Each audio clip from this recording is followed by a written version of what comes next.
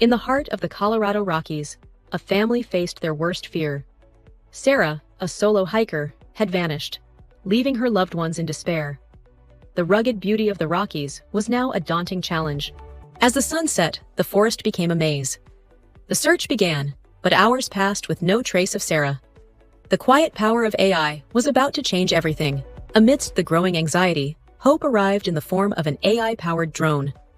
This innovative technology promised a new approach to search and rescue, transforming potential tragedy into hope. The AI's strength lay in its ability to scan vast terrains swiftly, identifying crucial clues that human eyes might overlook. It was a game-changer in search efficiency. Equipped with advanced image recognition, the AI detected subtle signs of human presence, even in the complex and rugged landscape of the Rockies. It pinpointed Sarah's location. After hours of footage analysis, the AI flagged a faint heat source near a steep ravine. This pivotal moment in the rescue mission highlighted AI's precision and timing. The rescue team, guided by the AI's precision, reached Sarah just in time. Injured but alive, she was found clinging to a rock ledge, a testament to technology's role.